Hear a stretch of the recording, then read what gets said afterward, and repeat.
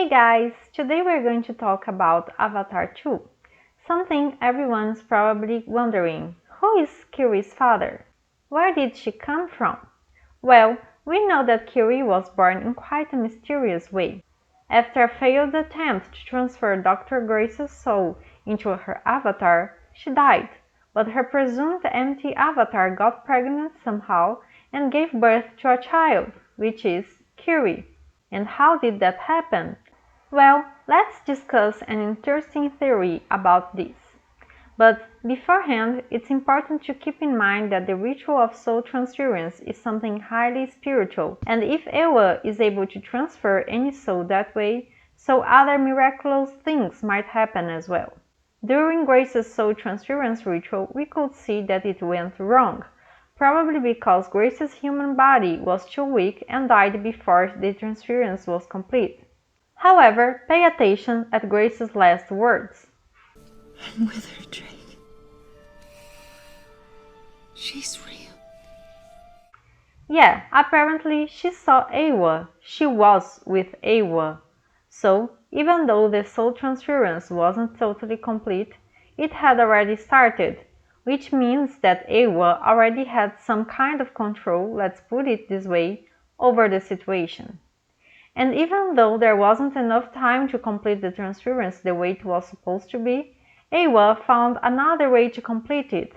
Grace's soul reincarnated in a newborn avatar.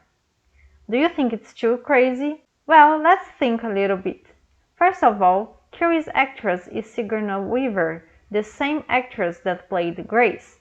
This is already suspicious enough, since they wouldn't keep the same actress without a purpose. Besides, the movie is already working with reincarnation. Yeah, through Coronel Miles. Let's think about it. The process of practically making a download of his soul into an avatar is sort of a scientific way of working with the reincarnation perception. I know it's awful to think of something so beautiful as reincarnation being portrayed in such a skeptical way. I personally don't like it at all, but things are what they are, right? Anyway, Coronel Miles had a scientific and non-spiritual reincarnation, whereas Grace had a truly spiritual reincarnation through Eywa. It's an interesting parallel between, on one hand, human science that poorly copied the reincarnation process, and, on the other hand, the spiritual bond between the Na'vi and Eywa that has the true power of reincarnation. Do you think it's too crazy? Really? I wouldn't say so, especially concerning a movie that loves to put human skeptical science in contrast with the spiritual bond between the Na'vi and nature. Besides all that, we have some clues to ground this theory. During Kiri's trance after touching the sacred tree underwater, she has a vision with Grace. It looks like Kiri is in contact with her own self from the past life, searching for answers of who she was. And who enabled that contact? Eywa herself, the one responsible for Grace's reincarnation in the first place. Too much coincidence, isn't it? Another clue is Kiri's obvious bond with Eywa. She can feel Eywa and she even has special powers. And why is that possible? Because when she died as Grace and before being reincarnated as Kiri, she had contact with Eywa.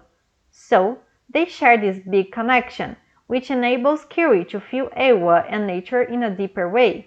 That's why she feels different from everyone else, and that's why she even has special gifts. Anyway, only time will tell whether this theory is right or not. But what do you think about it? Let your comments below. And that's it guys, see you on the next videos. Kisses and bye bye.